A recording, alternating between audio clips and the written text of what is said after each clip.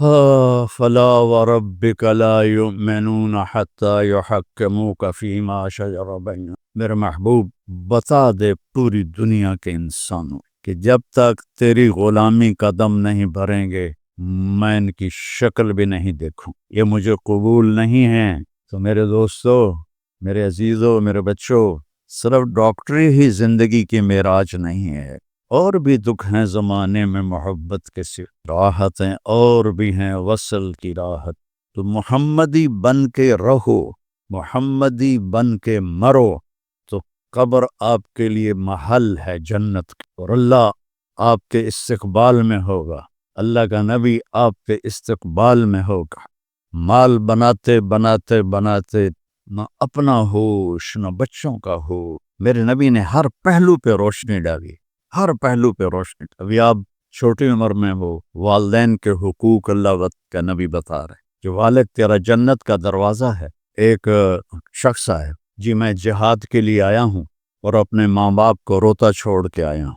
آپ نے فرمایا واپس جا اور جیسے ان کو رلایا ہے نا ویسے ہی ان کو ہنسا، یہی تیرا جہاد۔ تو ابھی آپ کے لیے والدین ہیں، اور ان بچوں کی مناسبت سے جبریل انسانی شکل میں آیا اور پوچھا یا رسول اللہ قیامت کب آئے گی؟ تو آپ نے فرمایا وہ تو اللہ ہی جانتا ہے، کیا کوئی نشانی بتا دیں؟ تو آپ نے کہا ان تلد الامۃ ربتہا، جب تو دیکھے کہ بیٹیاں ماں سے نوکر والا سلوک کرتے، جب تو دیکھے کہ بیٹیاں ماں سے نوکر والا سلوک کرتی، اور عرب کے بدو بڑی بڑی بلڈنگوں کے مقابلے کرتے ہیں، تو سمجھنا کہ بس کم نیڑے تھڑے ہی ہے۔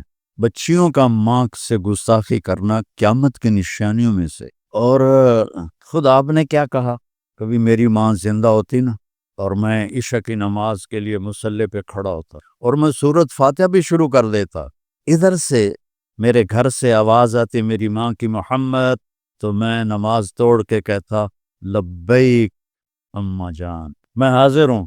تو اپنے ماں باپ کی دعا لے لو، دعا لے لو۔ والدین سے کہتا ہوں اولاد کو ٹائم دو، خاص طور پر جو ڈاکٹر آلریڈی ڈاکٹرز ہیں، یہ پہلے کالج میں آتی ہیں پھر کلینک جاتے ہیں، تو ان میں اور بچوں میں گیپ آ جاتا ہے بہت بڑا۔ تو صرف ان کو روٹی کھلانا، ان کو کپڑے لے کے دینا، ان کو اسکول بھیجنا، اس سے محبت نہیں پیدا ہوتی جب تک آپ ان کو ٹائم نہیں دیں گے، ان کے ساتھ بیٹھیں گے نہیں۔ اور یہ جو موبائل ہے اس کو آپ بند کر کے نہیں بیٹھیں گے تو آپ کا تعلق مضبوط نہیں ہوگا اولاد کے ساتھ۔ تو ایسی ڈاکٹری نہ کریں کہ جس سے آپ کی نسل برباد ہو جائے۔ آپ کی نسل پہ اگر زد پڑے گی تو کیا کمایا، سب کچھ لٹا کے ہوش میں آئے تو کیا کیا۔ میرے نبی سے بڑھ کر کوئی مصروف کائنات میں نہ پیدا ہوگا نہ ہوا ہے کہ جن پر 7 براعظم کے انسانوں کی ذمہ داری ہو اور قیامت تک کے آنے والے انسانوں کا بوجھ جن کے سر پر ہو، روزانہ اپنے حسن حسین کے لیے ٹائم نکالتے تھے، ان کے ساتھ کھیلتے تھے، ان کے لیے گھوڑا بن جاتے اور دونوں کو کمر پہ بٹھا کے کمرے میں چکر لگاتے تھے، پھر ان دونوں کو اتار دیتے تھے اور حضرت زینب کو بٹھاتے تھے اور ان کو اللہ اکبر ان کو چکر لگواتے تھے۔ مجھے بتاؤ ان سے بڑی ہستی کوئی ہو سکتی؟ اور وہ اس طرح فری ہو کے ٹائم دے رہے۔ 7 سال حضرت امام حسن علیہ السلام کی عمر تھی جب آپ کا انتقال ہوا۔ 7 سال میں 7 نصیحتیں مشکل سے ہیں، وہ اپنا اندر دیتے تھے تو کہے بغیر چیزیں شفٹ ہو جاتی۔ جنت کی سرداری نبی کے نواسے ہونے کی وجہ سے نہیں ملی، اور فاطمہ کے جگر گوشہ ہونے کی وجہ سے نہیں ملی، ان کے اپنی صفات کی وجہ سے ملی۔ سیدہ شباب اہل الجنت الحسن والحسین، تو آپ ان کے لیے ٹائم نکالتے تھے اور بچہ بن کے ان سے باتیں کرتے تھے۔ اپنی بیوی 9 بیویاں تھیں، یہ شادیاں آپ نے صرف زندگی سمجھانے کے لیے کیں، ورنہ ساری جوانی تو ایک بیوہ کے ساتھ جو 2 دفعہ بیوہ ہوئی اور 15 برس بڑی۔ یہ سارے بچے بیٹھے ہیں، ان کا ابا کہے کہ تیری شادی کرنی ہے، تیرے کو 15 سال وڈی، انشاءاللہ اگلے دن ایک کراچی پہنچے ہوئے۔ اور میرے نبی نے 25 سال کی عمر میں 40 سال کی عورت سے شادی کی اور ان کے ساتھ 25 سال گزار دیے، ساری اولاد بھی ان سے ہوئی۔ حضرت ماریہ سے ایک بیٹا ہوا اور ساری اولاد آپ کے سامنے چلی گئی سوائے حضرت سیدہ فاطمہ علیہ السلام۔ تو آپ نے فرمایا ما تزوجت وما زوجت الا بوحی من السماء، میں نے جہاں بیٹی کی شادی کی، جہاں اپنی شادی کی، آسمان سے وحی آئی، پھر میں نے شادی، تو وہ تھی ہمیں زندگی سمجھانے کے لیے۔ ہر قسم کی عورت سے نباہ کر کے آپ نے گھر چلا کے دکھایا، فاقوں کے ساتھ گھر چلا کے دکھا۔ کیا وہ اخلاق تھے آپ! اظہار محبت خاوندوں سے کہتا، بیویوں سے کہتا ہوں، ایک دوسرے سے محبت کا اظہار کرو، یہ میرے نبی کی سنت ہے۔ اولاد سے اظہار محبت کرو، اولاد کو عزت بھی دو، محبت بھی دو، اور اظہار بھی کرو، ورنہ تعلق مضبوط نہیں ہوگا۔ سیدہ فاطمہ جب آتی تھی ہمارے نبی کے گھر تو وال ٹو وال تھے، یہ تو نہیں کہ کسی وہ دوسرے محلے میں رہتی تھی، دیوار سے دیوار ملی ہوئی تھی۔ جب حضرت فاطمہ آتی تو آپ ایسے کھڑے ہو جاتے، بیٹی کی کھڑے ہو جاتے، اور وہیں کھڑے نہیں رہتے تھے، تھوڑا آگے بڑھ کے، اور آخرا ہوتا ہاتھ پکڑے ہوئے ان کو پہلے بٹھا دے چارپائی میں، اس کے بعد خود بیٹھتے تھے۔ اے دو جہان کے سردار ہو کر بیٹی کے ساتھ یہ سلوک کر رہے ہیں۔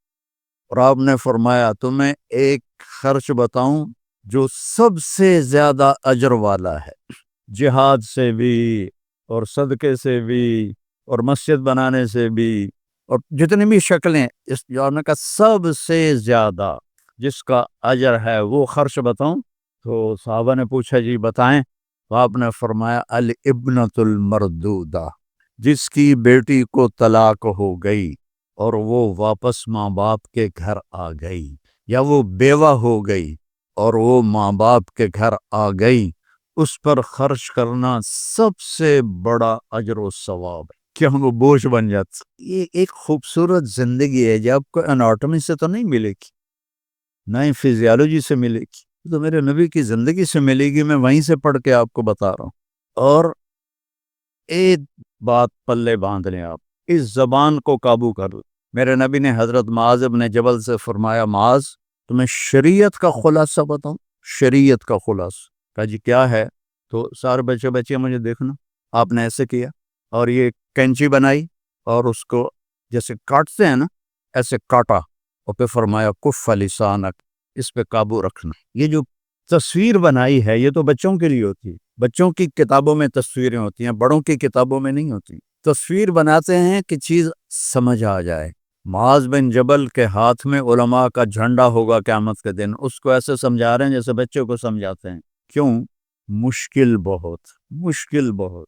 تو کہنے لگے یا رسول اللہ اب بول کا بھی حساب ہوگا، تیرا بھلا ہو، سب سے زیادہ جہنم میں گرانے والی زبان ہوگی۔ اپنے گھروں سے اپنی محفلوں سے غیبت ختم کر دو، اوروں کی برائی ختم کر دو، جھوٹ بولنا ختم کر دو، گالی دینا ختم، اپنی اولاد کو تانے کبھی نہ دینا ورنہ ہمیشہ کے لیے دور ہو جائیں گے، طنز نہ کرنا، تانے نہ دینا، مقابلہ نہ کرنا، تیرے بھائی نے اتنے نمبر لیے تو نے اتنے اس سے کم لیے کہ تو نے کیا کیا ہے، کبھی نمبر کے کم زیادہ آنے پر کبھی ان کو ڈانٹنا نہیں۔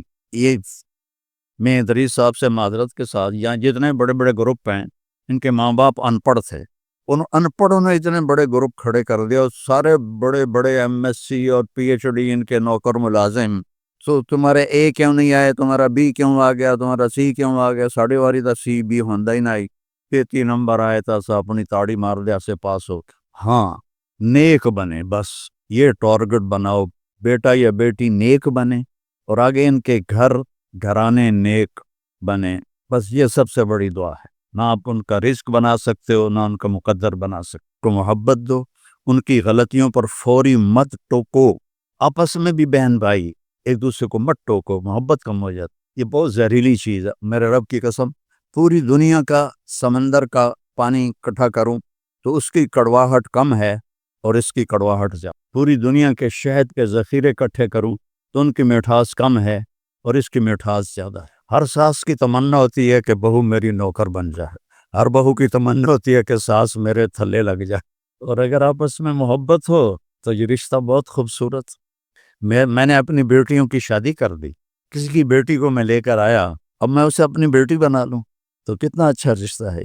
اور بچی کے ماں باپ اس سے چلے گئے تو خامند کے ماں باپ مل گئے، وہ ان کو ماں باپ بنا لیں، وہ انہیں بیٹی بنا لیں، تو بہت اچھا رشتہ ہے۔ لیکن تقابل اور شریعت اور سیرت نہ جاننے کی وجہ سے لڑائیاں لڑائیاں لڑائیاں، کبھی خامند گرم ہو جائے بیوی چپ ہو جائے، کبھی بیوی گرم ہو خامند چپ ہو جائے، بچے گرم ہو جائیں ماں باپ چپ ہو جائیں، ماں باپ گرم ہو جائیں بچے چپ ہو جائیں، اس سے محبت باقی رہتی۔ تو یہ امتحان کی جگہ ہے، اس کو اس طرح گزارو کہ امتحان میں پاس ہو جاؤ، اور کوئی بڑا کام نہیں ہے۔ میرے نبی نے کہا 5 نمازیں ہیں، سال کے 30 روزے ہیں، اس کے بعد ایک حدیث پہ عمل کر لو۔ حج اور زکوٰۃ مالداروں پر ہے، مالدار کے ساتھ صحت مند بھی ہو۔ ہم نے کہا ایک حدیث پہ عمل کر لو، صرف ایک حدیث، 4 بات: صدق و حدیث، ہمیشہ سچ بولو، جھوٹ نہ بولو، حفظ و امانت، کبھی دھوکہ نہ دو، حسن و خلیقت، اپنے اخلاق اچھے رکھو، عفت فی تہمت، رزق حلال کماؤ، سچ بولو، دھوکہ نہ دو۔ ایک ڈاکٹر کسی کمپنی سے بینیفٹ لے کر اس کی دوا لکھتا ہے جو کہ مریض کی ضرورت بھی نہیں، تو یہ بہت بڑا دھوکہ ہے، یہ اس کی جان سے کھیل رہا ہے، چند پیسوں کی خاطر، اور کئی ٹیسٹ لکھ دیتا ہے جو ہونے بھی نہیں، جن کی ضرورت بھی نہیں، اور لیبارٹریوں والے وہ وہاں ڈسٹ بن میں ڈال دیتے ہیں اور اس کے پیسے لکھ کے آ جاتے ہیں، ڈاکٹر کو بھی حصہ چلا جاتا ہے اور ان کو بھی۔ یہ دھوکہ ہے، یہ دھوکہ نہ دینا۔ آپ کے پاس آپ کا رزق آئے گا، اللہ نے لکھ دیا ہے، آئے گا، ضرور آئے گا۔ ایک وظیفہ بتاتا ہوں، یہ آج کل کے پیروں کے وظیفے نہیں، میرے نبی کوئی بڑے وظیفے نہیں بتاتے تھے، بڑے چھوٹے چھوٹے مختصر۔ ایک صحابی نے عرض کی یا رسول اللہ رزق کی تنگی ہے، کوئی وظیفہ بتا دو۔ اب آج کل کو جو پاکستان کے حالات ہیں، سارے ہی لوگ تنگی کا شکار ہیں، تو چاہے زراعت ہے چاہے تجارت ہے، کھلم کھلا نقصان ہو رہے ہیں، ہماری ہر فصل کروڑوں کے گھاٹے سے ہم بیچ رہے ہیں۔ تو میرے نبی نے فرمایا، انہوں نے کہا یا رسول اللہ کوئی وظیفہ بتائیں، تو میرے نبی نے فرمایا ادم علی الطہارہ یوسع علیک رزقک، باوضو رہا کر تیرا رزق بڑھ جائے۔ ایک لوٹا پانی ہے، ستارہ کیمیکل دی لوڑ ہی کوئی نہیں، ایک لوٹا پانی، باوضو رہو، اس کا ایک فائدہ اور ہوگا، آپ سے شیطان ڈرے گا، اور تیسرا فائدہ اللہ آپ سے پیار کرے، چوتھا فائدہ فرشتے آپ سے پیار کرے، پانچواں فائدہ باوضو مر گئے تو شہید مریں گے۔ تو اتنی چیزیں اس وضو کے ساتھ جڑی ہوئی، تو پھر نماز پڑھنے کو بھی دی چاہے گا، صرف وضو کے کرنے کی سستی سے بچے نماز چھوڑ دیتے، باوضو رہا کرو، اللہ رزق بڑھائے گا۔ اور موقع ملے تبلیغ میں تھوڑا ٹائم لگایا کرو، اس سے آپ کو سیکھنے کو ملے گا۔ قرآن کی تلاوت کرو، اپنے نبی کی زندگی پڑھو، بار بار پڑھو، اپنے نبی کی بیگمات کی زندگی آپ سب بچیاں پڑھو، وہ کیسی عورتیں تھیں جن کے بارے میں اللہ نے وہ کہہ دیا جو کبھی نہیں کہا کہ لا یحل لک النساء من بعد۔ میرے نبی یہ جو 9 آپ کی بیویاں ہیں، ان کے اوپر آپ کوئی شادی نہیں کر سکتے، ولا ان تبدل بہن من ازواج، اور نہ ہی آپ کسی کو طلاق دے سکتے ہیں، یہ آپ کی دنیا اور جنت میں بیویاں ہیں، نہ بڑا ان کو اعزاز۔ تو ان کی زندگی پڑھو تاکہ آپ کے سامنے کوئی نمونہ تو ہو کہ کرنا کیا ہے۔ تو سارے بھائی نیت کرتے ہیں نا بچے بچیاں، ایک نماز نہیں چھوڑنی، ایک جھوٹ نہیں بولنا، ایک دھوکہ نہیں دینا، ایک گالی گلوچ نہیں کرنی، غیبت جھوٹ نہیں بولنا، اور رزق حلال کمانا۔